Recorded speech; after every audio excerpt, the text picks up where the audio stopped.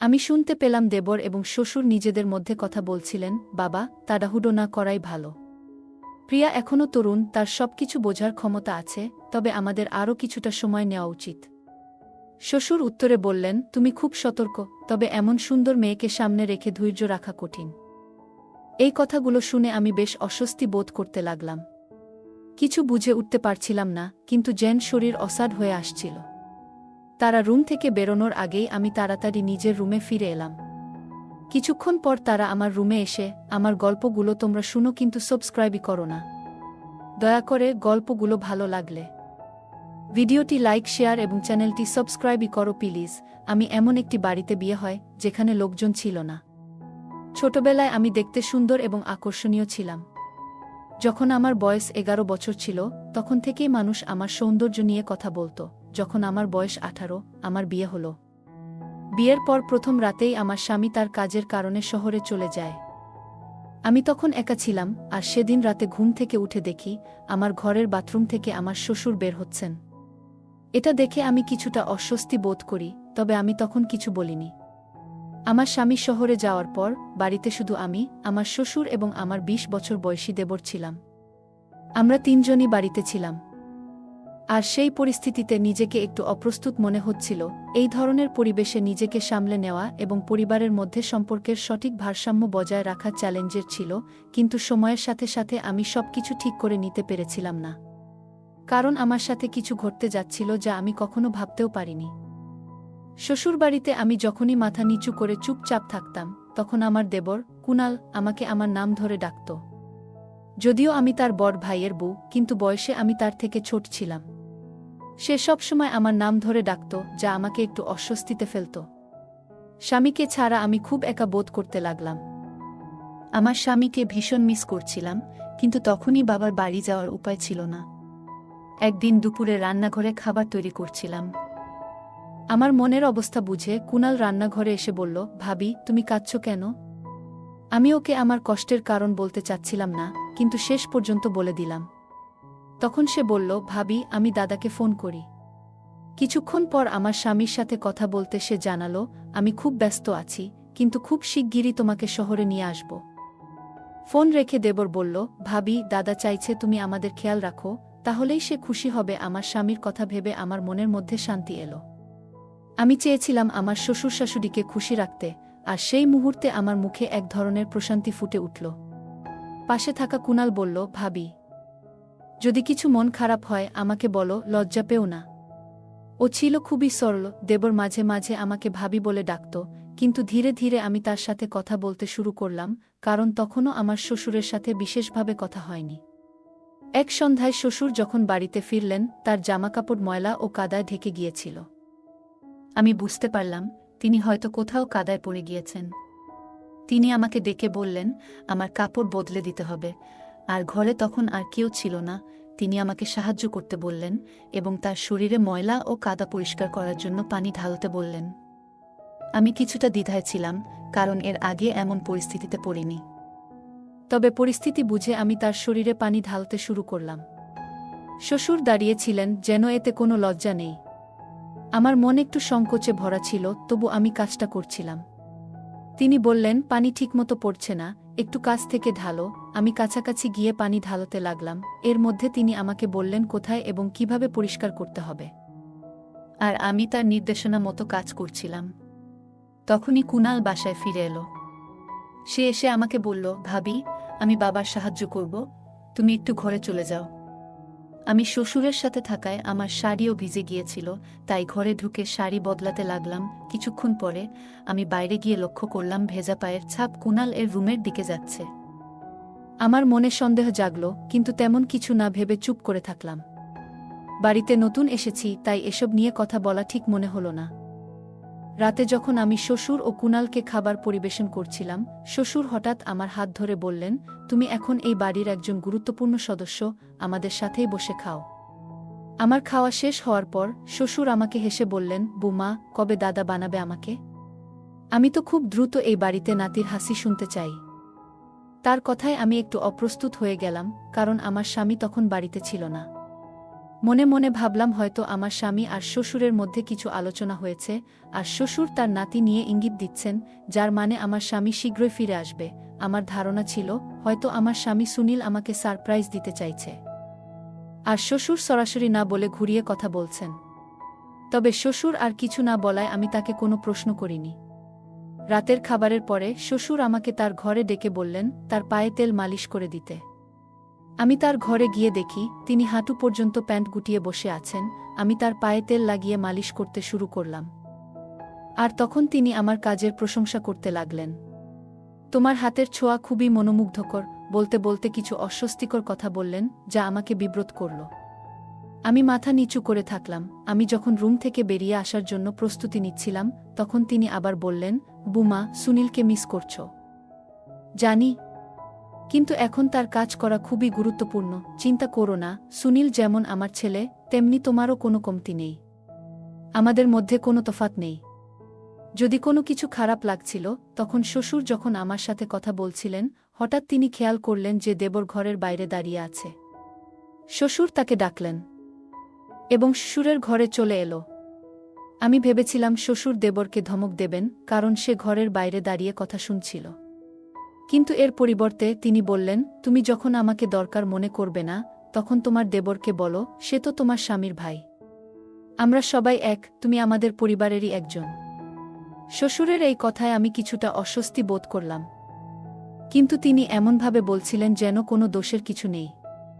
আমি চুপচাপ মাথা নেড়ে আমার ঘরে ফিরে গেলাম। সকালে ঘুম থেকে উঠে দেখি দেবর আমার পাশেই ঘুমাচ্ছে। আমি অবাক হলাম, কিন্তু আরও অবাক হলাম যখন দেখি শ্বশুর আমার ঘরের বাথরুম থেকে বেরিয়ে আসছেন।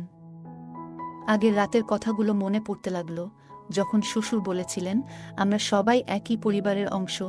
আমি কিছুটা বিভ্রান্ত হয়ে বিছানা থেকে উঠে দেবরকে জিজ্ঞেস করলাম, তুমি এখানে কিভাবে এলে?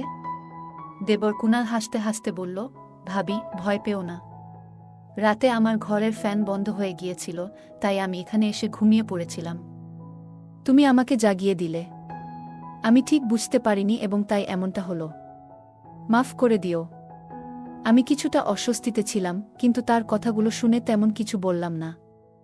এরপর দেবর বলল, বাবা গতকাল বলেছিলেন সুনীল ভাই আর আমি তো এক, এই বাড়িতে আমারও সমান অধিকার আছে। তার কথার মধ্যে একটু অদ্ভুত ভাব ছিল, যা আমার মনকে অশান্ত করে তুলল।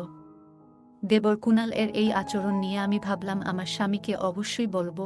বিয়ের পরের এই সকালটা আমার জন্য আনন্দময় হওয়ার বদলে অনেকটা বিভ্রান্তিকর হয়ে গেল। আমি শুধু অপেক্ষা করছিলাম কখন আমার স্বামী সুনীল ফিরে আসবে, যাতে আমি সবকিছু তাকে বলতে পারি। সকালে ঘুম থেকে উঠে দেখি শ্বশুর আমার বাথরুম থেকে বেরিয়ে আসছেন।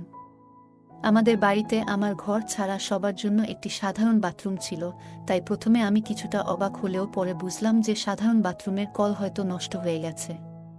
নাস্তার সময় শ্বশুর দেবরকে বললেন, বিকেলে আমি বাথরুমের ট্যাপ ঠিক করতে আসব, তুমি ঘরেই থাকো। সেই দিন সকালে শ্বশুর এসে বাথরুমের মেরামত কাজ করলেন। তিনি গ্রামের হাসপাতালে কাজ করতেন, আর কুনাল দেবর তখনও পড়াশোনা চালিয়ে যাচ্ছিল। দুপুরে শ্বশুর কাজ শেষে বেরিয়ে গেলে কুনাল আমার রুমে এলো। তার হাতে একটি ছোট বক্স ছিল। কুনাল বলল, এটা সুনীল দাদা পাঠিয়েছে। আমি বক্সটা খুলে দেখি ভিতরে অনেক মিষ্টি আর একটি চিঠি। চিঠিতে সুনীল লিখেছে, প্রিয় স্ত্রী, আমি খুব শিগগিরই গ্রামে আসছি। সুনীল এর মেসেজ পড়ে আমি খুব খুশি হলাম। সেই আনন্দে তার পাঠানো মিষ্টি মুখে দিলাম এবং একে একে ৩-৪টি মিষ্টি খেয়ে ফেললাম। দেবর মিষ্টি নিয়ে রুম থেকে বেরিয়ে গেল, আর আমি কিছুক্ষণ বিশ্রাম নিতে গেলাম। ঘুম থেকে উঠে বাথরুমে গিয়ে আয়নায় নিজের মুখের দিকে তাকালাম। মনে হলো আমি ১ ঘন্টা ঘুমিয়েছিলাম, কিন্তু মনে হচ্ছিল অনেকটা সময় কেটে গেছে। আসলে সেদিন আমি সারা দিন রাত ঘুমিয়েছিলাম সেটা জানতামই না। দরজা খুলতেই দেখি আমার ছোটবেলার বান্ধবী রুমি দাঁড়িয়ে আছে। রুমি আমাকে দেখে বলল, আমি তো কাল তোমার সাথে দেখা করতে এসেছিলাম। রুমি আরও বলল যে সে কাল আমার সাথে দেখা করতে এসেছিল, কিন্তু আমি এত গভীর ঘুমে ছিলাম যে টের পাইনি। সে বলল, আমি শুনেছি তুমি এই গ্রামে বিয়ে করেছ, তাই তোমার সাথে দেখা করতে এসেছি। রুমি আরও বলল, প্রিয়া, তোমার দেবরকে খুব খুশি দেখাচ্ছিল এবং এটা তোমার শরীরের ভাষাতেও স্পষ্ট ছিল। গতকাল যখন আমি এসেছিলাম সে তোমার পাশে বসেছিল। তোমার স্বাস্থ্য আগের চেয়ে ভালো দেখাচ্ছে। রুমি আমার দেবরকে আমার স্বামী মনে করেছিল। আমি কিছুটা বিভ্রান্ত হয়ে রুমিকে জিজ্ঞেস করলাম, তুমি কাকে আমার স্বামী ভেবেছ? রুমি বলল, তোমার ঘরে যে লোকটি তোমার খাটে বসেছিল, আমি তো তাকে জামাই ভেবেছিলাম। তার নাম কুনাল, তাই না? আমি হেসে বললাম, না, কুনাল আমার স্বামী নয়, সে আমার দেবর। আমার স্বামী সুনীল শহরে কাজ করে এবং শীঘ্রই ফিরে আসবে। রুমির মুখে একটু অস্বস্তি দেখা গেল। সে বলল, তোমার স্বামী যখন শহরে থাকে তখন তুমি শ্বশুরবাড়িতে একা কিভাবে থাকো? তোমার মতো মেয়ের একা থাকা উচিত নয়। যত তাড়াতাড়ি সম্ভব তোমার স্বামীর সাথে শহরে চলে যাও। তার কথাগুলো আমাকে কিছুটা চিন্তায় ফেলল। রুমির কথা কিছুটা সঠিক ছিল। আমি ধীরে ধীরে বুঝতে পারছিলাম যে বাড়িতে একা থাকাটা আর নিরাপদ মনে হচ্ছে না। প্রতিদিনের সাধারণ কথাগুলো এখন অন্য ইঙ্গিত দিচ্ছিল। আমি যে এত গভীর ঘুমিয়েছিলাম সেটা নিয়েও একটু অস্বস্তি লাগছিল। রুমি তার স্বাভাবিক হাসি খুশি মেজাজে আমার সাথে মজা করতে করতে বলল, তোমার স্বামীর নিশ্চয়ই মোবাইল আছে এবং সে সোশ্যাল মিডিয়াতেও থাকবে। আমি বললাম, আমি এসব কিছু জানি না। আমার নিজেরও মোবাইল নেই। রুমি তখন বলল, তাহলে আমি তোমার স্বামীর নাম সোশ্যাল মিডিয়ায় খুঁজে দেখব। সে তার ফোনে কিছুক্ষণ সার্চ করে সুনীল এর বেশ কয়েকটি ছবি পেল। ছবি দেখে রুমি খুশি হয়ে বাড়ি চলে গেল। রুমি ছোটবেলা থেকেই খুব শিক্ষিত এবং তার বাবা মা তাকে ভালো শিক্ষা দিয়েছেন। রুমি তার মামার বাড়িতে চলে গেল, আর শ্বশুর ও দেবর কুনাল আচমকাই আমার সাথে একটু দূরত্ব বজায় রাখতে শুরু করল। রাতের খাবারের পরে শ্বশুর কুনালকে তার ঘরে ডাকলেন এবং কুনাল দ্বিধা না করে সেখানে চলে গেল। কেন জানি না, কিন্তু আমার মনে কৌতূহল জাগল। তাদের কথোপকথন শুনতে আমি ধীরে ধীরে শ্বশুরের ঘরের দিকে এগিয়ে গেলাম। আমি শুনতে পেলাম দেবর এবং শ্বশুর নিজেদের মধ্যে কথা বলছিলেন, বাবা, তাড়াহুড়ো না করাই ভালো। প্রিয়া এখনও তরুণ, তার সবকিছু বোঝার ক্ষমতা আছে, তবে আমাদের আরও কিছুটা সময় নেওয়া উচিত। শ্বশুর উত্তরে বললেন, তুমি খুব সতর্ক, তবে এমন সুন্দর মেয়েকে সামনে রেখে ধৈর্য রাখা কঠিন। এই কথাগুলো শুনে আমি বেশ অস্বস্তি বোধ করতে লাগলাম। কিছু বুঝে উঠতে পারছিলাম না, কিন্তু যেন শরীর অসাড় হয়ে আসছিল। তারা রুম থেকে বেরোনোর আগেই আমি তাড়াতাড়ি নিজের রুমে ফিরে এলাম।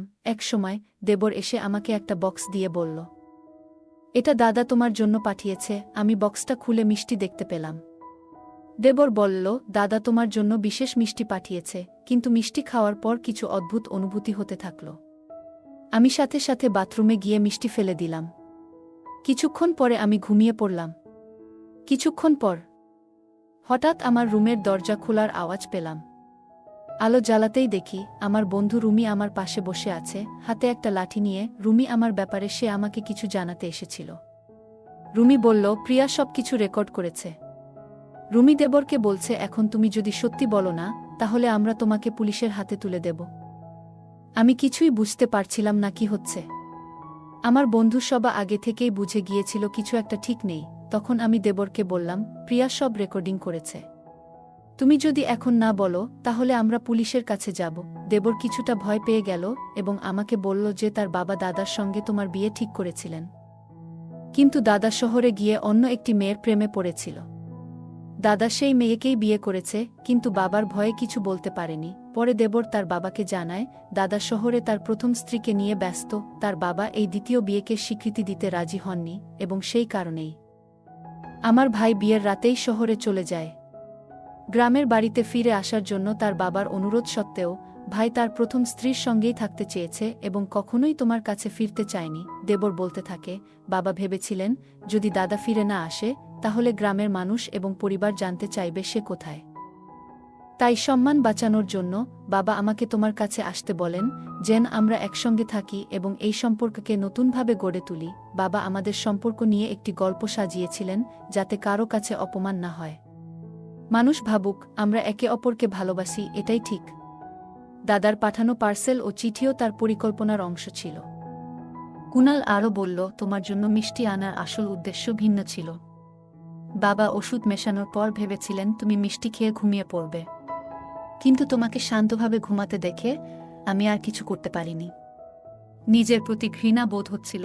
বাবার কথায় প্রথমে প্রভাবিত হলেও তোমার নিষ্পাপ মুখ দেখে আমার বিবেক বাধা দেয়।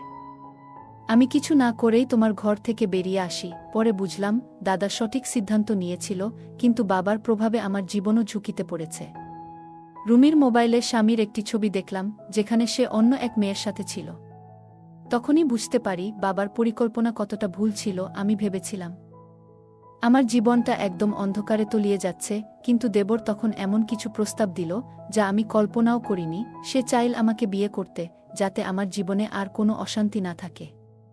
তার এমন প্রস্তাব আমাকে ভাবায়, কারণ আমার শ্বশুর সবসময় আমাকে নানা দিক থেকে বোঝাতে চেয়েছেন, কিন্তু তিনি আসলে নিজের চিন্তাভাবনার সীমানা থেকে কখনো বের হতে পারেননি।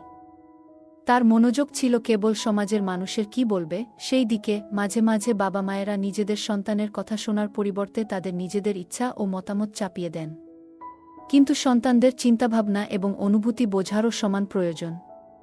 এটা বোঝা দরকার যে প্রত্যেকের জীবনের সিদ্ধান্ত তাদের নিজস্ব হওয়া উচিত, অন্যের চাপিয়ে দেওয়া নয়। গল্পটা কেমন লাগলো জানাতে ভুলবে না। আরও মজার মজার রোমান্টিক গল্প শুনতে চাইলে ভিডিওটি লাইক, শেয়ার এবং চ্যানেলটি সাবস্ক্রাইব করতে এবং বেল আইকনটি ক্লিক করতে ভুলবে না। ধন্যবাদ।